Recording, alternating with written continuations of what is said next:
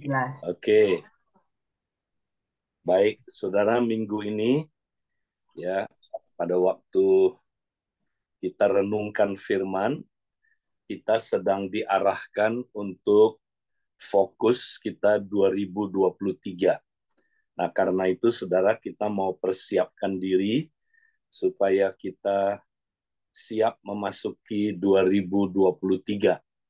Nah, saudara, di dalam khotbah Pak Lukas sudah disampaikan di situ bahwa fokus kita 2023 kita mau membangun rumah Tuhan ya. Nah, untuk itu dimulai dari pemuritan yang menghasilkan saya ya, karena harus dimulai dari saya. Kalau kita mau bangun rumah Tuhan, dimulai dari saya. Nah, kenapa dimulai dari saya? Siapakah saya? Mari kita lihat saudara. Saya adalah bagian dari rumah Tuhan yang harus dibangun. Ya, unit bagian rumah Tuhan itu harus dibangun. Kalau kita tidak bangun ya diri kita, ya kita tidak mulai dari diri kita, saudara, maka rumah Tuhan nggak akan pernah terjadi. Kenapa? Karena saya adalah anggota tubuh Kristus yang perlu dibangun agar bertumbuh dan berfungsi sesuai dengan karunia-Nya. Jadi dalam dimensi tubuh, kita mesti terus-menerus dibangun sampai kita jadi anggota tubuh yang sehat. Ya, kalau kita tangan, kita berfungsi sebagai tangan yang sehat. Kalau kita mata, kita berfungsi sebagai mata yang sehat. Kalau kita adalah kaki, kita berfungsi sebagai kaki yang sehat, ya sesuai dengan karunia-Nya. Tangan punya karunia-Nya sendiri, kaki punya karunia-Nya sendiri. Nah, mesti berfungsi, saudara. Jadi itu sebabnya saya itu penting sekali, ya. Nah, yang kedua, dimensi yang kedua dalam keluarga. Gereja adalah keluarga. Saya adalah anggota keluarga Bapak yang perlu dibangun agar bertumbuh dari Kristen anak, orang muda, dan sampai menjadi Kristen Bapak. Nah, apakah kita bertumbuh, saudara? Ya, sebagai anggota keluarga. Ya, ada anggota keluarga yang tidak bertumbuh, saudara. Kita lihat dia mungkin udah lama ikut Tuhan, ya. Tapi kalau kita lihat masih kanak-kanak rohani. Nah, itu sebabnya, saudara, sayanya sebagai anggota keluarga Bapak perlu dibangun agar bertumbuh sampai jadi serupa dengan Kristus, ya, sampai kita saudaraku dewasa. Nah, kita ya saudara sebagai bagian dari rumah Tuhan, dalam hal ini adalah bait Roh Kudus. Saya adalah batu hidup yang perlu dibangun di atas fondasi firman Tuhan, yaitu ya rasul-rasul dan nabi-nabi, perjanjian lama dan perjanjian baru, dengan batu penjuru Yesus Kristus agar bertumbuh dewasa ya serupa dengan Kristus. Ya, jadi saudara, makanya saya ini penting dimulai dari saya, ya. Nah, kalau kita nggak bangun mulai dari diri kita, saudara, makanya kita lihat keadaan rumah Tuhan sekarang, ya, belum seperti yang Tuhan mau. Ini kita lihat kondisi rumah Tuhan, ya, saat ini. Nah, rumah Tuhan itu apa, saudara? Bukan gedung. Rumah Tuhan bukan juga, saudara, program-program acara hari Minggu, ya, atau saudara kegiatan-kegiatan dalam gedung ibadah. Rumah Tuhan itu apa? Rumah Tuhan itu komunitas. Makanya visi kita adalah apa, saudara? Komunitas yang menjadi rumah Tuhan. Ya, jadi saudara, yang Tuhan mau bangun komunitasnya, ya, atau istilah yang kita gunakan, ya, komsel, komunitas kerajaan, ya. Nah, saudara, apa aja kelompok yang saudaraku adalah komunitas. Jadi rumah Tuhan itu komunitas. Tapi gereja sekarang, saudara, ya sudah nggak punya unsur ini komunitas. Ya, gereja sekarang punya gedung nggak punya komunitas, punya program-program nggak punya komunitas, punya acara-acara nggak punya komunitas, ibadah tiap hari Minggu tapi nggak ada komunitas. Nah, rumah Tuhan adalah komunitas, saudara. Jadi yang kita mesti bangun komunitasnya, ya, komsel-komsel. Nah, masalahnya komsel-komsel karena nggak dibangun, saudara, maka kita bisa lihat keadaan komsel seperti apa, saudara. Nah, dalam dimensi tubuh, komsel belum berfungsi sebagai tubuh Kristus yang sehat dan berfungsi, ya kan? Karena nggak dibangun, saudara. Maka tubuh Kristus unit yang terkecilnya sakit, saudara, sakit. Ya, ada tubuh Kristus yang piansui, ada tubuh Kristus yang apa, saudara, cacat, ya, karena nggak pernah menangin jiwa, nggak komplit, ya. Ada tubuh Kristus yang nggak sehat, saudara, ya, saling nyerang, saling menyakiti, saling menggigit seperti yang ada di Galatia. Ya, ini tubuh Kristus yang tidak sehat. Nah, makanya perlu dibangun supaya sehat, ya. Nah, yang kedua, dimensi apa? Keluarga. Nah, kita lihat, saudara, kebanyakan anggota Komsel belum bertumbuh sesuai dengan pola pertumbuhan rohani. Ya, kanak-kanak terus. Ya, kenapa kanak-kanak terus, saudara? Karena keluarga rohani kita disfungsi. Disfungsi, tahu ya, saudara. Nah, keluarga yang sehat itu ada 3 fungsi, saudara. Ada orang tua, ya, ada bapak dan ibunya, ya, berfungsi sebagai bapak dan ibu, ya. Kalau keluarga sehat, dia punya hubungan persaudaraan, hubungan pertemanan. Nah, itu, saudaraku, harus ada. Yang ketiga, saudara, keluarga yang sehat, dia menghasilkan anak lagi, ya. Nah, inilah, saudaraku, ukuran komsel saudara sehat apa enggak. Pertama, saudara, di situ ada bapak rohaninya enggak, ya.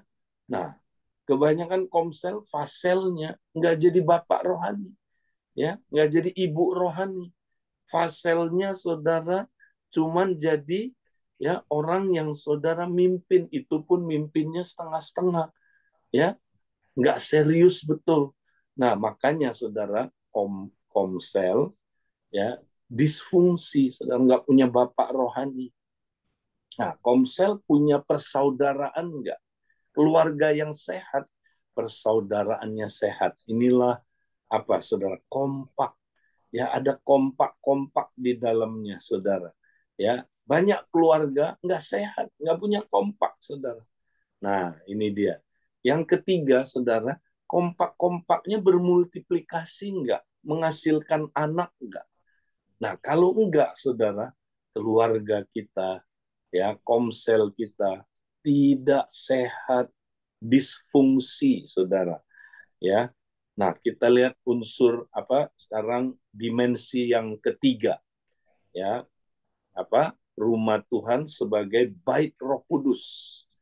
Apakah komsel kita, saudara, benar-benar sudah dibangun menjadi tempat kediaman Tuhan sesuai dengan cetak birunya apostolik, ya, sesuai dengan apa, saudara, ya, sesuai dengan cetak biru, ya, yaitu apa, saudara, blueprint yang Tuhan mau. Nah, hari-hari ini karena komsel nggak dibangun, dibiarin aja, saudara. Ya, komsel itu dibiarin aja, nggak dibangun. Komselnya bukan rumah Tuhan yang seperti yang Tuhan mau, ya kan? Lihat gambar ini, saudara. Mereka jadi tumpukan puing-puing, ya. Jadi batu-batunya nggak ada hubungan satu dengan yang lain. Ya, batu-batunya, saudara, bentuknya ada yang lonjong, ada yang bulat, ada yang sikap, ada yang, saudara, tajam, kasar. Nah, ini nih keadaan komsel kita, saudara. Mana Tuhan bisa berdiam di situ, saudara. Ya, ini tumpukan batu bukan rumah. Ya, saya aja nggak mau berdiam di situ, apalagi Tuhan. Nah, saudara, makanya saudara kita mesti bangun. Komsel itu mesti dibangun, saudara. Ya, sampai dia jadi rumah Tuhan, tempat kediaman Tuhan yang utuh. Ya, kita udah jadi rumah Tuhan, tapi belum sepenuhnya seperti yang Tuhan mau. Masih berantakan, masih saudaraku kacau. Ya, nah makanya tahun depan saudara kita mau fokus ya 3 dimensi tadi. Ya, apa? Kita mau mulai membangun rumah Tuhan, tapi dimulai dari dimulai dari saya. Ya, makanya kita mesti jadi murid, kita mesti saudaraku ada pemuritan, ya, kita mesti bertumbuh sebagai murid Kristus, ya, baru saudara rumah Tuhan bisa dibangun. Nah, dimulai dari mana, saudara? Pertama, ya, kita lihat pemuritan yang menghasilkan saya yang membangun manusia roh. Nah, itu dulu, mulai dari kita masing-masing bangun manusia roh kita, saudara. Ya, kalau manusia roh kita nggak dibangun, ya itu nggak akan jadi nanti, saudara. Dimulai dari ayo bangun manusia roh kita. Manusia roh itu apa? Manusia batinia kita yang di dalam. Ya, jadi termasuk manusia roh itu termasuk roh, jiwa kita, ya, yaitu roh kita, terus apa, pikiran kita, perasaan kita, kemauan kita, ya saudara, terus apa, pikiran bawah sadar kita, hati nurani kita. Nah, itu perlu dibangun, saudara, sampai jadi serupa dengan Kristus. Manusia roh kita mesti kita bangun, ya, dimulai dari saya dulu, bangun dulu, ya. Nah, kita lihat saudara, ya, waktu Paulus bangun jemaat di Galatia, dia sedih sekali. Karena jemaat di Galatia, saudara, ya, udah capek-capek dia bangun, ya, mereka saudara menyimpang. Mereka kembali kepada ajaran-ajaran hukum Taurat. Ya, itu sebabnya Paulus bilang begini, "Hai anak-anakku, karena kamu aku menderita sakit bersalin lagi sampai rupa Kristus menjadi nyata di dalam kamu." Nah, saudara, Paulus kerinduannya adalah rupa Kristus, gambar Kristus menjadi nyata di dalam jemaat Galatia, di dalam tiap-tiap orang yang ada di, ya, jemaat Galatia. Rupa Kristus menjadi nyata di dalam, bukan di luar, di dalam mereka. Nah, inilah yang Tuhan mau kita capai. Ya, kita menjadi serupa dengan Kristus. Nah, serupa dengan Kristus, saudara, bukan luarnya yang serupa dengan Kristus. Nah, ini banyak orang masih nggak ngerti. Ya, banyak orang ditanya, apa artinya Pak Edi serupa Kristus? Ya, apakah rambutnya kita agak gondrong dikit kayak Yesus, ya, pakai jenggot dikit, ya, saudara, apakah saudara gaya bicaranya seperti Kristus? Apakah gaya khotbahnya seperti Kristus? Apakah gaya jalannya seperti Kristus? Apakah pakaiannya serupa Kristus? Makanya ada beberapa pengkhotbah pakai pakaian, ya, Kristus, seperti Kristus 2000 tahun yang lalu. Wow, bukan itu, saudara. Bukan itu. Yang dimaksud serupa Kristus adalah manusia batinianya. Roh, jiwa, ya, roh, pikiran, perasaan, kehendak, ya, semuanya, hati nuraninya, pikiran bawah sadarnya serupa dengan Kristus. Itu, saudara, itu sasaran kita. Kita mesti bangun sampai kita mencapai keserupaan dengan Kristus. Nah, itu fokus kita yang pertama, ya, dimulai dari nanti bulan Januari, saudara, ya. Kita langsung ada kampanye kita mau membangun manusia roh sama-sama, ya, se-Abba Love Industry. Kita lakukan semua dari ya jiwa baru sampai pemimpin sampai penatua. Ayo kita sama-sama saudara, ya, start lagi, mulai dari saya membangun manusia roh, ya. Nah, karena tiap batu saudara harus dibangun sampai menjadi apa saudara, serupa dengan batu penjurunya. Next kita lihat saudara. Nah, kita lihat gambar ini saudara, ya. Jadi kenapa kita mesti dibangun saudara? Karena ayat 20 dalam Efesus 2 dikatakan yang dibangun, nah perlu dibangun, tiap batu hidup perlu dibangun di atas dasar para rasul dan para nabi dengan Kristus Yesus sebagai batu penjuru. Nah, perhatikan gambar ini, saudara. Ya, jadi saudara mesti ngerti kenapa kita mesti dibangun serupa Kristus, saudara. Kenapa? Ya. Nah, zaman dulu, saudara, kalau orang membangun bangunan, ya, itu dimulainya dari batu penjuru dulu. Nah, batu penjuru itu siapa, saudara? Yesus Kristus. Lihat gambar yang di sebelah kiri. Ya, biasanya kalau mau bangun bangunan, mulai dari batu yang di ujung, ya, batu penjuru. Ya, kalau bahasa Inggrisnya cornerstone.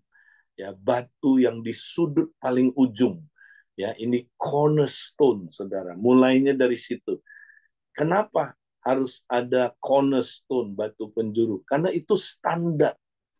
Ya, kalau nggak ada cornerstone, ya, misalnya saudara nggak ada standarnya, nanti bangunannya nggak lurus. Ya, tapi kalau udah ada cornerstone-nya, dia lurus, ya, ke arah, ya, ke kanan maupun ke kiri, saudara. Ya, dia akan lurus dan batu-batu lain mengikuti batu pertama ini, saudara, karena dia standarnya, ya, ukuran tingginya, ukuran lebarnya, ya, bentuknya juga kubus, ya, saudara, ya, itu berbicara kita semua, saudara, ya, harus mengikuti standarnya. Kristus adalah standarnya, saudara, ya. Nah, saudara, Kristus diikuti oleh siapa, saudara? Oleh rasul-rasul dan nabi-nabi. Nah, ya, ini bicara tentang fondasinya gereja. Nah, saudara, nabi-nabi dan rasul-rasul ini maksudnya gini, saudara. Ya, nabi-nabi itu bernubuat tentang datangnya Yesus Kristus, saudara. Ya, jadi ini nabi-nabi nubuatannya menubuatkan datangnya Mesias, ya, yang akan datang itu, saudara. Dialah Tuhan dan juru selamat. Dialah batu penjuru, ya, dari bangunan yang akan dibangun Tuhan. Ya, saudara, nubuatan ini sudah dinubuatkan jauh-jauh hari. Ya, lalu rasul-rasul mengkonfirmasi. Rasul-rasul, ya, menyelidiki kitab perjanjian lama dan berkatakan, wow, udah tergenapi. Ternyata Mesias yang dimaksudkan oleh nabi-nabi itu adalah Yesus Kristus. Dia sudah datang, ya, yang kelahirannya kita rayakan, saudaraku, pada hari Natal, ya. Jadi rasul-rasul meneguhkannya. Bukan hanya meneguhkannya, rasul-rasul mendengar pengajarannya Yesus, ya. Nah, ini disebut pengajaran rasul-rasul, ya. Jadi perjanjian lama, nubuatan tentang Mesias, kitab perjanjian lama dan kitab perjanjian baru, ya, saudara, itu, ya, semua menunjuk kepada batu penjurunya, Yesus Kristus, saudara. Ya, nah, inilah fondasinya gereja. Ya, jadi kita dibangun di atas para rasul, dasar para rasul dan para nabi. Ini maksudnya firman Tuhan, perjanjian lama dan perjanjian baru yang menubuatkan Yesus Kristus sebagai batu penjuru standar, ya, buat hidup kita, supaya kita dibangun serupa dengan Kristus. Ya, nah ini dia saudara, kita perlu dibangun terus dengan pengajaran para rasul dan para nabi, sehingga saudara kita akan saudara makin serupa dengan batu penjurunya, dan di dalam dia tumbuh seluruh bangunan. Kalau kita dibangun terus ya saudara, maka tumbuhlah seluruh bangunan rapi tersusun menjadi bait Allah yang kudus di dalam Tuhan. Maka komsel-komsel baru bisa tumbuh dan rapi tersusun, ya, dan menjadi bait Allah yang kudus. Tuhan betah tinggal di dalamnya. Maka komsel ya baru bisa jadi rumah Tuhan yang utuh, rumah Tuhan yang luar biasa, rumah Tuhan yang saudara bisa menjadi pusat solusi. Nah, ini saudara. Jadi 2023 saudara, ingat kita terus ya mesti dibangun di atas dasar para rasul dan para nabi dengan Kristus Yesus sebagai batu penjurunya, ya. Nah, itu fokus kita yang pertama, dimulai dari ya saudara Januari, 3 bulan pertama. Nah, ini terus berlanjut, tapi nggak cukup sampai di situ saudara. Ya, triwulan yang kedua kita tambahkan lagi satu unsur saudara. Pemuritan yang menghasilkan saya yang tertanam di dalam rumah Tuhan. Nah, saudara, kalau kita nggak tertanam dalam rumah Tuhan, kita nggak bisa tumbuh, ya. Kenapa? Kita mesti rapi tersusun. Rumah Tuhan, saudara, tiap batu, ya, itu dia nggak jalan-jalan, saudara. Dia mesti ada pada tempatnya, ya, dan dia mesti apa, saudara, itu tertanam. Ya kan? Lihat batu-batu ini, saudara. Dia tertanam di dalam tembok itu, tertanam di dalam rumah Tuhan. Ya, tapi kalau puing-puing, ya tadi itu apa, saudara? Kumpulan, tumpukan batu-batu itu tidak tertanam, yaitu independen. Nah, banyak orang Kristen, saudara, Kristen independen, nggak pernah tertanam di gereja lokal, nggak pernah tertanam dalam sebuah komunitas. Ya, karena tertanam di gereja lokal, caranya adalah tertanam di komunitas. Sama seperti bagaimana saudara tertanam ya di mana saudara di TNI, ya gimana caranya saudara mesti tergabung terhisap kepada angkatannya, ya pilih salah satu angkatan, angkatan darat, angkatan udara, atau angkatan laut. Nah, tapi cukup enggak, ya saudara harus gabung ke salah satu satuannya, ada satuannya saudara. Nah, itu penting. Ya, kalau saudara nggak masuk satuan mana-mana, saudara nggak bisa tertanam dalam tubuh TNI. Sama, saudara mau tertanam dalam tubuh Kristus, ya caranya gimana, saudara? Tertanam di gereja lokal, ya, karena tubuh Kristus itu dimensi yang nampak adalah gereja lokal. Nah, gereja lokal itu gereja apa? Suatu area, ya di industri. Nah, itu gereja lokal, saudara. Ya di KTC itu gereja lokal. Kita mesti tertanam, ya jangan jadi orang Kristen yang nggak tertanam, saudara, nggak tahu dia dia terhisap kepada yang mana, ya. Kemudian cukup, saudara, enggak, ya dia mesti tertanam di komunitas. Ada komunitasnya, komsel. Nah, tentu di dalamnya nanti ada kompak, ya. Nah, saudara-saudara, jadi kita udah tertanam belum? Nah, hari-hari ini banyak orang Kristen akibat COVID-19 ini, saudara. Ya, setan udah menipu kita, saudara. Ya, karena kita nggak ada pertemuan onsite, lama-lama udah dibiasakan pertemuan online saja, yang benar-benar sebenarnya banyak hal yang baik yang Tuhan munculkan lewat pertemuan online. tapi udah menjadi kebiasaan buat orang Kristen, saudara, tidak lagi mau bertemu, saudaraku, ya, komitmen kepada sebuah gereja lokal, apalagi komitmen kepada sebuah komunitas, ya. Maka ada jutaan orang Kristen sekarang, saudara.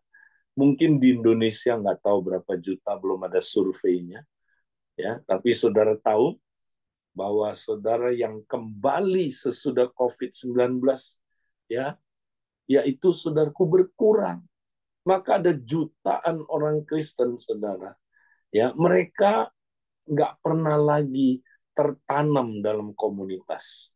Mereka, saudara, jadi yang saya sebut GKJJ, Gereja Kristen Jalan-Jalan. Nah, jalan-jalannya di dunia maya, saudara. Ya, jadi mereka jadi Kristen tercecer, GKT, Gereja Kristen Tercecer. Ya, nggak tahu dia tercecer di mana-mana, saudara ya. Dia hari Minggu nggak pernah bersekutu dengan komunitas, nggak pernah bersekutu dengan komsel, nggak pernah lagi saudaraku bersekutu dengan saudara-saudara di gereja lokalnya. Nah, akibatnya apa, saudara? Mereka, saudara, ya, tidak bertumbuh. Perhatikan, saudara. Mereka cuma nonton YouTube 10 menit paling. Ah, bosen, khotbahnya nggak lucu. Pindah. Wah, ini nih, katanya gereja ini seru. Tapi kalau dia nggak tertanam di dalam komunitas, tetap nggak seru, saudara. Firman itu, kalau saudara dengerin aja, tanpa saudara ada komunitas mempraktekkannya, ya, komunitas untuk saling membangun, jujur, saudara akan nanti merasa kekristenan itu nggak ada maknanya sama sekali. Ya, nah lama-lama banyak orang yang begini, saudaraku, mundur dari Tuhan. Ya, bahkan ada yang nyebrang ke agama lain. Nah, makanya Tuhan udah peringati akan ada murtad besar-besaran sebelum kedatangan Tuhan. Nah, ini saya sudah pernah katakan sebelumnya. Ya, saya bilang sama penatua-penatua, siap-siap. Kita akan lihat murtad, gelombang murtad orang Kristen. Karena kasihnya menjadi dingin, saudara. Ya, karena kedurhakaan bertambah banyak, ya, maka kasih orang menjadi dingin. Dan kemudian banyak pengajaran, ya, sesat, saudara. Nabi-nabi palsu muncul dan menyesatkan banyak orang. Nah, siapa banyak orang itu? Orang yang tersandung, saudara, ya, jatuh, skandalisu, ya, jatuh, atau kalau terjemahan bahasa Inggrisnya offended, ya, banyak orang yang terluka, saudara. Nah, perhatikan, saudara, orang yang tidak mau hidup dalam komunitas lagi, orang-orang yang justru dilukai oleh komunitas. Oh iya, ya, mereka, saudara, ya, atau mereka takut hidup dalam komunitas, takut kedekatan. Ya, nah ini penyakit akhir zaman yang sangat berbahaya, saudara. Ingat, saudara, manusia luka oleh karena komunitas, tapi dia hanya bisa sembuh juga oleh komunitas. Ya, maka kalau saudara luka karena komunitas, yang bisa nyembuhin saudara adalah komunitas yang sehat. Ya, makanya saudara-saudara yang terluka, ayo jangan sampai saudara jadi GKJJ tadi, Gereja Kristen Jalan-Jalan, Gereja Kristen tercecer, keliling-keliling, nggak punya rumah. Ingat, saudara, ya, Tuhan nggak mau kita, saudaraku, ya, tidak tertanam, karena kita keluarga. Saudara, keluarga mesti tertanam, kan? Betul nggak, saudara? Masa saya kalau lahir dalam keluarga orang tua saya, ya, saya nggak tertanam dalam keluarga saya. Saya nggak punya rumah, saya keliling terus, ya, kemana-mana. Nggak salah, saya boleh tinggal di rumah tetangga saya, boleh sementara, tapi saudara. Saya boleh saja saudara nginep di rumah teman saya, tapi saya punya rumah. Nah, saudara, orang Kristen nggak ngerti ini. Banyak orang Kristen kalau ditanya, rumah kamu mana? Iya ya, di mana rumah saya ya? Dia nggak punya rumah, saudara. Nah, nggak punya home. Makanya dia, maaf, gelandangan rohani, saudara. Banyak orang Kristen jadi gelandangan rohani. Nah, orang yang demikian nggak akan pernah bisa bertumbuh dan mereka nanti digoncang habis, saudara. Ingat, goncangan belum selesai. Goncangan masih banyak, goncangan ekonomi, goncangan politik bentar lagi, goncangan apa, saudara? Ya, alam makin ngeri, saudara. Ya, kita lihat alam makin rusak. Ya, perang nanti bisa muncul lagi, saudara. Ya, banyak hal yang akan muncul, saudara. Ya, goncangan masih akan keras. Tapi kalau kita tetap tertanam di rumah Tuhan, kita akan kuat, kita tidak akan tergoncangkan. Nah, saya pernah sharing tentang pohon merah, redwood tree. Kemarin liburan, saudara, saya dapat kesempatan ya pergi, saudara, ke San Francisco. Ya, ternyata dekat situ ada satu taman nasional, pohon redwood tree, ya, pohon sequoia. Ini pohon tingginya, saudara, rata-rata ya 100 meter, saudara. Ya, ada yang 115 meter, ada yang 90 meter, tergantung usianya. Nah, saudara, batangnya lihat gedenya kayak begitu, saudara. Ya, saya peluk cuman seperberapa. Itu yang di kanan, saudara. Itu kami sekeluarga, anak cucu, lihat cucu saya kecil sekali, saudara. Ya, berapa gede itu batangnya pohonnya, saudara.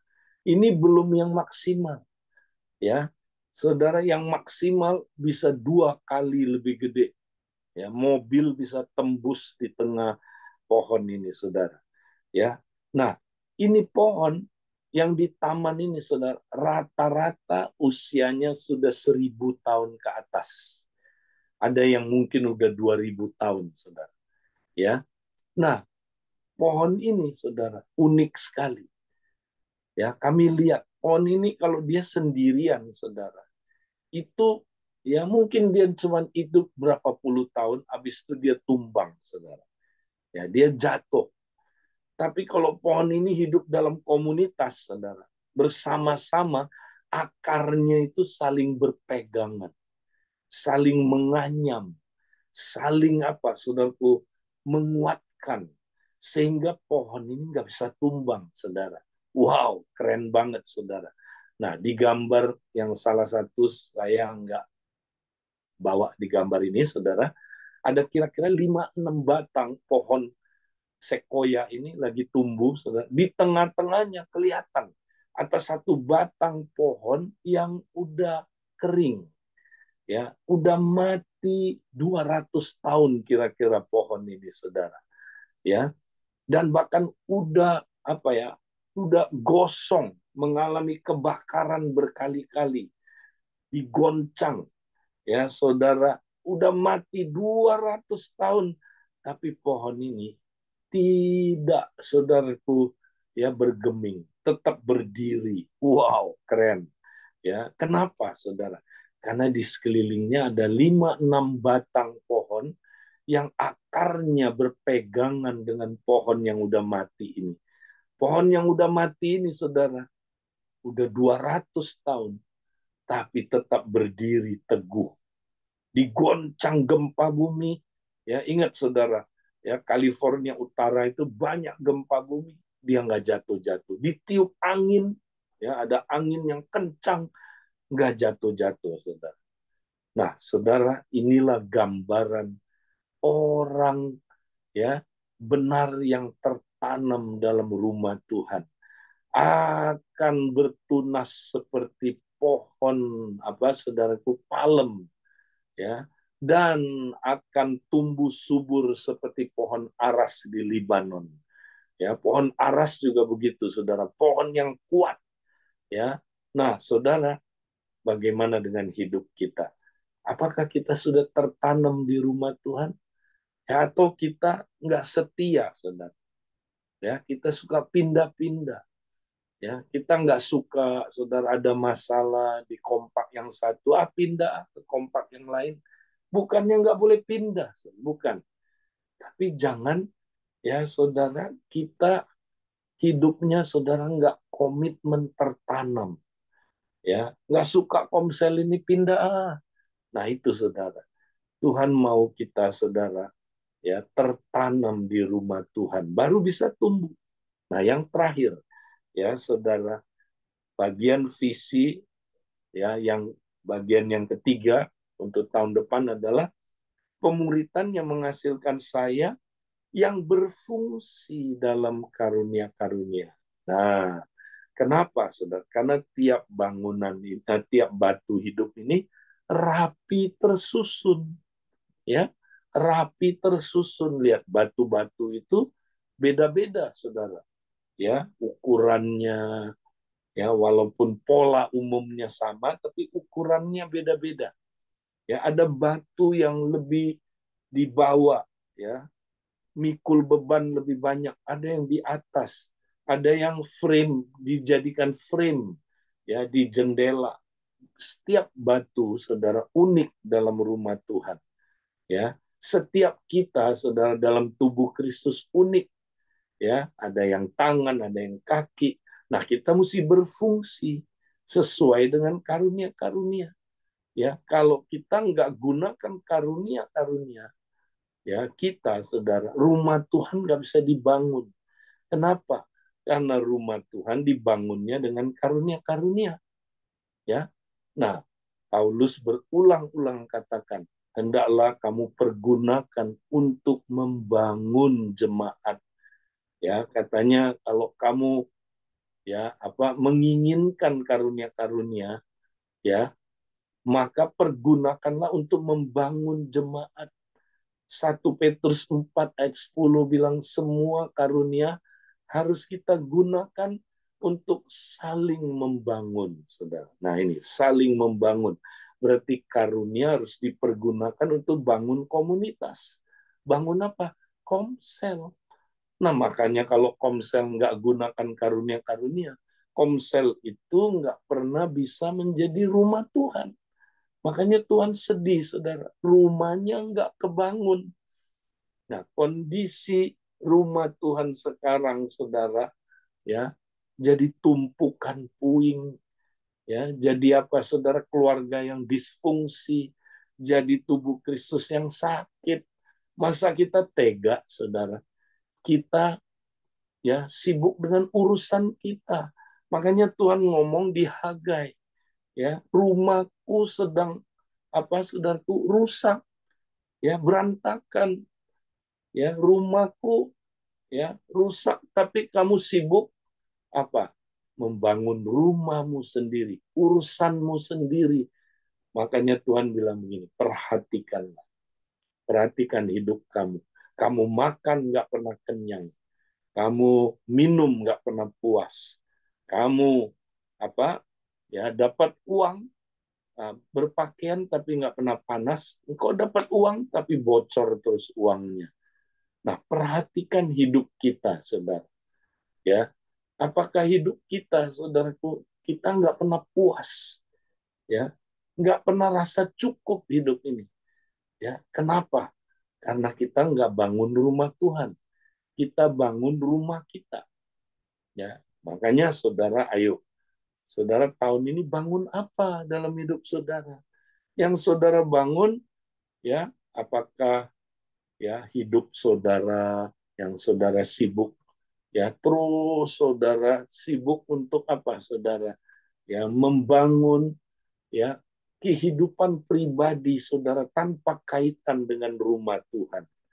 Mari, saudara, kita mau excited, ya, tahun depan, ya, ketika kita masuki dengan fokus yang baru ini, ya, kita akan lihat, saudara, wow, ada harapan, ya, kita akan jadi pribadi-pribadi yang bertumbuh, ya, kita akan lihat, saudaraku, ya, kita akan lihat benar, saudara, ya, Tuhan nggak pernah tinggalkan kita. Kalau kita cari dahulu kerajaan Allah dan kebenarannya, masa segala hal nggak ditambahkan bagi kita? Ya, saudara, mari. Ya, jangan kita terpuruk, sibuk cari duit, sibuk saudara urusin urusan rumah kita. Sampai rumah Tuhan berantakan. Tuhan mau kita sibuk urusin rumahnya, saudara. Bangun rumahnya, nanti rumah kita, saudara. Tuhan pasti perhatikan. Ya, nggak mungkin ya anak cucu orang benar itu ya apa minta-minta, saudara. Ya, Tuhan pasti akan, saudaraku, penuhi nafkah kita. Ya, dia berjanji kita nggak akan kekurangan. Ya, mari, saudaraku, kita mau hidup di dalam, saudaraku, rencana Tuhan yang dia sudah berikan. Puji Tuhan. Ya, jadi fokus 2023 Build My Home. Pemuritan yang menghasilkan saya yang membangun manusia roh, tertanam dalam rumah Tuhan, berfungsi sesuai dengan karunia-karunia. Tuhan memberkati, saudara. Saya kembalikan ke teman-teman yang sedang bertugas. Silakan. Terima kasih Kak Edi. Luar biasa. Fokus tahun depan. Tahun ini aja, Kak Edi, kita sudah belajar untuk membangun rumah Tuhan. Dimulai dari saya, kayaknya sudah banyak nih. Kalau di kompak saya ya Kak Edi, sudah Hmm, apa ya? Sudah merasakan gitu loh Kak Edi. Bagaimana ketika setiap setiap apa teman-teman di kompak benar-benar apa melakukan bagiannya gitu kan ya. Itu luar biasa gitu loh. Kita tetap bisa kuat, tetap bisa apa pegang firman Tuhan sekalipun kondisinya sulit gitu kayak di. betul, betul. Tapi luar biasa banget kayak di. Luar Betul. biasa banget. Apalagi tahun depan ya makin fokusnya makin ini nih, makin makin Makin serius dan makin tajam, ya. makin Ya, tajam gitu kan, makin betul. diarahkan. Wah, ini luar biasa nih. Percayalah ya Ya, kayak di walaupun tahun depan kayaknya banyak yang bilang prediksinya begini begitu gitu ya. Tapi justru di dalam rumah Tuhan saya bilang kita makin bercahaya ya kayak di dalam amin. kegelapan kita makin percaya karena kita lakukan firman. Oke, teman-teman yang lain apakah ada yang mau tanya nggak sama Kak Edi? Silakan. Kalau ada yang Atau mau yang tanya. mau meneguhkan, silakan. Atau yang mau menyembuhkan. Silakan. Nih, teman-teman saya di kompak juga boleh nih. Nih ada beberapa kayak Edi yang baru gabung di kompak ya. Hmm, Jadi ada hal-hal yang mungkin mereka nggak sadar mereka lakukan dan itu menyebabkan perpecahan kayak Edi. Nah, justru waktu mereka gabung di kompak, terus tiba-tiba teman kompak pada bilang, "Loh, kok kenapa lakukan itu?" gitu kan. hmm, Celah gitu kan. Nah, baru hmm. tersadarkan kayak Edi. Ya, puji Tuhan tersadarkan dan hari ini pemulihan terjadi gitu. Amen. Luar biasa nih. Ada gak nih? Siapa? Rida boleh? Rida Ya, boleh silakan bersaksi? teman-teman. Silakan. Ayo, Rida. Siapa lagi nih? Iya, Kak. Nah, ya silakan Rida cerita apa yang kamu alami. Ini tinggal di Banjarmasin nih Kak Edi. Wow, Iya. Iya, Kak Silakan. Edi. Selamat pagi. pagi. Saya dulu berjemaat di Abalov sih. eh Hmm, tahun 2000-an. Di bawah tahun 2000 ya. Waktu kuliah dulu. hmm, Ya, bersyukur banget bisa bergabung lagi di sini. Saya banyak diingetin hal-hal yang mungkin saya lupa atau apa gitu. hmm. Bersyukur banyak hal yang terjadi ya. Saya diingetin sama Cipuling tentang suami saya kan merokok ya, kayak di Hmm. terus asap rokoknya itu Kak kayak membuat saya tuh mual, terus Hmm. pusing. Saya nggak bisa deket-deket sama dia gitu loh kayak di. Terus Ya. kata kata Kak apa kata Cifungling katanya itu harus dicari akarnya kenapa bisa begitu gitu. Hmm. Terus saya merenung gini, kenapa ya kok asap rokok itu bisa membuat saya seperti itu? Perasaan saya sampai nggak keruan gitu. Jadi kalau dia merokok saya langsung lari gitu kan. Nah suami saya ngelihat hal itu tuh kayak seperti gimana ya? Jadi kami tuh semakin jauh gitu loh Kak Edi. Bahkan sampai Hmm. saya tuh pisah rumah gitu kan. Anak saya juga mengalami hal yang sama sama saya. Jadi kalau dia deket-deket papanya itu, papanya merokok, dia langsung lari gitu kan. Hmm. Terus kenapa itu membuat saya tuh seperti itu gitu loh. Saya merenungkan gitu. Nah, pas Cifungling itu ingetin saya, pas suami saya merokok, saya bilang begini, roh yang di dalam saya kan lebih besar gitu kan. Masa Hmm. karena asap rokok begitu saya nggak bisa deket sama orang gitu kan. Iya kayak di situ sekarang saya nggak apa-apa loh. Pas saya ngomong kayak begitu aja, itu kuasa Tuhan bekerja gitu kan. Saya nggak ngalami yang mual, mual, pusing gitu, enggak lah gitu kayak di, cuman kayak gitu doang loh. Luar biasa ya itu buat saya. Hmm. Puji Tuhan ya. Puji Tuhan ya. Iya, Jadi Rida bisa mendekati dan bisa menunjukkan kasih ya, hubungan dengan suami ya. Nah, itu menjadi titik titik kunci untuk Untuk bisa memenangkan dia menjadi dekat lagi ya. iya Kak. Ya, puji Tuhan, puji Tuhan. Puji Tuhan Wow, ya. ya. Ada Makasih Kak lagi Edi. saudara? Atau Ya, ada yang mau bertanya? Silakan. hmm, silahkan ada yang mau bertanya, mungkin ngalamin di Komsel ya. Ayo, yang tadi kayak dicerita di Komsel mungkin merasa gimana gitu. Ayo, ini mumpung ada Kak Edi kita tanya, gimana nih saya? Komsel saya kayaknya MPP gitu. Mungkin, ayo silakan teman-teman. Apa yang harus kita lakukan?